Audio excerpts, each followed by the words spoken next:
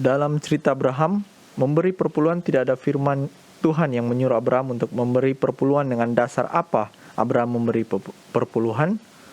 Dan ada video di YouTube yang menyatakan perpuluhan itu tradisi bangsa-bangsa penyembah berhala. Silakan Pak Pendeta penjelasannya. Terima kasih. Pertanyaannya, dalam Alkitab selalu ada hal yang pertama. Ya. Apa yang dilakukan atau apa yang diperintahkan. Jadi yang pertama itu apakah dibutuhkan suatu perintah, barulah kemudian hal itu dilakukan. Atau hal yang pertama itu bisa dalam bentuk sebuah teladan, lalu kemudian oleh karena ada teladan itu, maka hal itu dilakukan sampai pada zaman kita sekarang ini. Bahkan itu diajarkan di dalam Alkitab atau kitab-kitab lainnya di dalam Alkitab, termasuk yang ada di dalam Alkitab Perjanjian Baru. Contohnya saja, kalau kita baca di dalam Kejadian pasal yang ke-12, ini tentang Abraham, pasal yang ke-12 ayat yang ke-7 kita baca. Ketika itu Tuhan menampakkan diri kepada Abram dan berfirman, Aku akan memberikan negeri ini kepada keturunanmu. Lalu apa yang dikatakan dalam ayat yang ke-7? Maka didirikannya di situ mezbah bagi Tuhan yang menampakkan diri kepadanya. Pertanyaannya, siapa yang menyuruh dia mendirikan mezbah? Di mana ada perintah Tuhan yang memerintahkan Abraham mendirikan mezbah? Sekalipun tidak ada perintah Tuhan di sana yang mengatakan, hai Abraham, kalau engkau mau untuk menyembah aku, biarlah engkau mendirikan suatu mezbah dan mempersembahkan korban bagiku, mempersembahkan korban syukur atau korban bakaran bagiku. Walaupun Tuhan tidak mengatakan demikian, tapi kenyataannya bahwa Abraham mendirikan mezbah, sekalipun tidak tercatat, itu artinya telah ada komunikasi atau pemahaman Abraham berdasarkan perintah Tuhan atau berdasarkan petunjuk-petunjuk tentang apa yang terjadi sebelumnya tentang mendirikan mezbah. Kalau kita telusuri kembali, apakah ini Abraham yang pertama-tama mendirikan mezbah? Tidak juga, sebab dalam Kejadian pasal yang keempat, di sana di dalam Kejadian pasal yang keempat, ayat yang ke-3, contohnya, setelah beberapa waktu lamanya, maka Kain mempersembahkan sebagian dari hasil tanah itu kepada Tuhan sebagai korban persembahan. Lalu ayat yang keempat, Habel juga mempersembahkan korban persembahan dari anak sulung kambing dombanya, yakni lemak-lemaknya, maka Tuhan mengindahkan Habel dan korban persembahannya. Sudah ada di sana, tetapi tidak ada di dalam Kejadian pasal yang keempat itu perintah dari Tuhan, hai Kain dan Habel, persembahkanlah korban syukur, korban bakaran, dan korban itu bukanlah buah-buahan seperti hasil-hasil tani, tetapi korban syukur itu biarlah terdiri dari binatang yang menggambarkan pengorbanan Tuhan Yesus yang akan terjadi di masa yang akan datang. Tidak ada perintah seperti itu, tetapi itu dilakukan. Apa artinya?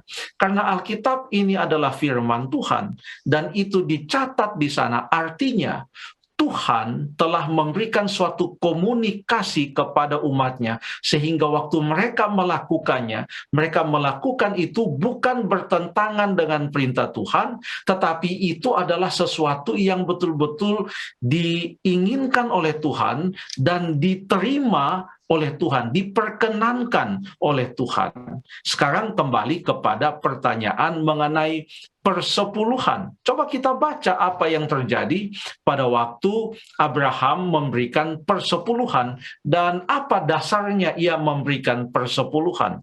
Sekarang kita baca dalam Kejadian pasal yang ke-14, ayat yang ke-19 dan ayat yang ke-20. Kita baca saja dari ayat yang ke-18.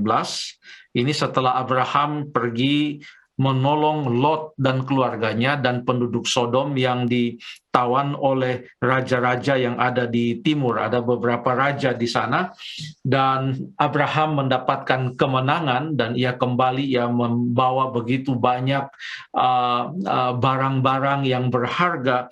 Lalu kemudian di dalam ayat yang ke-18 di sana dikatakan Melkisedek Raja Salem membawa roti dan anggur, ia seorang imam Allah yang maha tinggi. Ya, Melkisedek tidak disebutkan di sana dia dari suku mana. Dikatakan di sini Raja Salem, tapi tidak dikatakan siapa orang tuanya, kapan ia lahir, ceritanya waktu dia masih kecil bagaimana. Tidak ada di sana, sebab demikian juga dengan Abraham, cerita waktu ia masih kecil tidak ada. Tiba-tiba dalam pasal 12 ia sudah dipanggil, sudah menikah, sudah ada Sarah, sudah ada dia punya ponakan di sana yang namanya Lot. Jadi cerita-cerita di Alkitab pada waktu itu dimulai, tidak harus mulai dari awalnya di mana orang itu masih kecil lalu semua dibuat secara detail. Di sini Melkisedek tampil sebagai Raja Salem. Lalu kemudian ia membawa roti dan anggur, ia seorang imam Allah yang maha tinggi. Ia adalah imam dari Allah yang maha tinggi. Jadi dia datang ke sana bukan sebagai seorang kafir, dia datang bukan sebagai seorang dengan latar belakang kekafiran, dia adalah imam yang maha tinggi. Lalu ia memberkati Abraham, katanya dalam ayat 19, diberkatilah kiranya Abraham oleh Allah yang maha tinggi, pencipta langit dan bumi. Jadi yang ia tekankan kepada Abraham bahwa Abraham diberkati oleh Allah, pencipta langit dan bumi. Artinya apa? Allah yang memiliki segala sesuatu. Luar biasa ditekankan di sini Allah sebagai pencipta, dan karena ia yang menciptakan segala sesuatu, maka ia yang memiliki segala sesuatu, termasuk Abraham pun adalah ciptaan Tuhan, Melkisedek pun adalah ciptaan Tuhan. Dia adalah Allah yang maha tinggi, pencipta langit dan bumi. Ayat yang ke-20, dan terpujilah Allah yang maha tinggi. Melkisedek memuji Allah yang maha tinggi yang telah menyerahkan musuhmu ke tanganmu. Lalu sebagai sambutan dari Abraham, apa yang ia lakukan? Lalu Abram, saat itu namanya masih Abram. Lalu Abram memberikan kepadanya, kepada Melkisedek, 1/10 dari semuanya. Mengapa ia berikan kepada Melkisedek? Melkisedek adalah imam dari Allah yang maha tinggi. Ia memberikan itu bukan karena ia menyembah Melkisedek. Ya.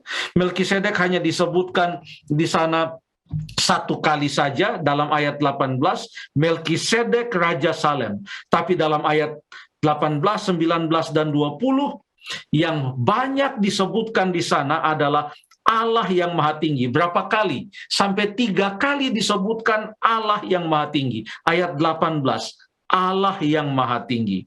Ayat yang ke-19, Allah yang maha tinggi, pencipta langit dan bumi.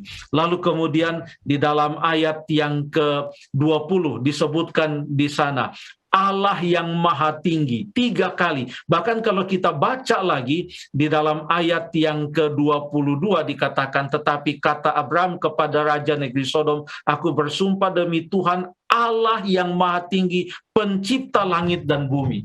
Jadi konsep Allah yang maha tinggi, pencipta langit dan bumi, pemilik alam semesta, pemilik segala sesuatu, ditekankan di dalam ayat-ayat ini. Dalam konteks mana Abraham memberikan persepuluhan, di mana di dalam memberikan persepuluhan ia mengakui Allah sebagai pencipta langit dan bumi. Dalam memberikan persepuluhan ia mengakui Allah sebagai pemilik hidupnya, pemilik dirinya, pencipta langit dan bumi, Allah yang maha tinggi. Itu yang terjadi, bukan atas dasar praktek kekafiran atau apapun saja. Ini adalah sesuatu yang diperkenankan oleh Allah dan suatu hal yang terus dilangsungkan bahkan pada waktu orang Israel keluar dari Mesir, ini ditekankan kembali, bahkan pada zaman Tuhan Yesus ini pun ditekankan kembali. Yesus mengatakan di dalam Matius 23 ayat yang ke-23 tentang persepuluhan, ia katakan yang satu harus dilakukan, lalu tentang keadilan dan kasih setia yang lain jangan diabaikan, semua itu dilakukan. Itulah yang terjadi pada saat itu. Coba kita baca untuk membedakan reaksi Abraham terhadap Melkisedek, Raja Salem, dengan reaksi atau sambutan Abraham terhadap Raja Sodom. Tadi kita sudah baca ayat 19 ayat 20, Abraham memberikan persepuluhan kepada imam dari Allah yang Maha Tinggi, yaitu Melkisedek, yang adalah juga Raja Salem. Lalu waktu dia bertemu dengan Raja Sodom, coba kita baca ayat 21, berkatalah Raja Sodom itu kepada Abraham, ini Kejadian 14 ayat 21, ia katakan, berikanlah kepadaku orang-orang itu dan ambillah untukmu harta benda itu. Ayat 22, tetapi kata Abraham kepada Raja negeri Sodom itu, aku bersumpah demi Tuhan Allah yang Maha Tinggi, pencipta langit dan bumi, aku tidak akan mengambil apa-apa dari kepunyaanmu itu, sepotong benang atau tali kasut pun tidak, supaya engkau jangan dapat berkata, aku telah membuat Abraham menjadi kaya. Kalau aku, jangan sekali-kali hanya apa yang telah dimakan oleh bujang-bujang ini dan juga sebagian orang-orang yang pergi bersama-sama dengan aku, yakni Abner, Eskol, dan Mamre, biarlah mereka mengambil bagiannya masing-masing. Perhatikan ada dua raja, Raja Salem lalu kemudian Raja Sodom.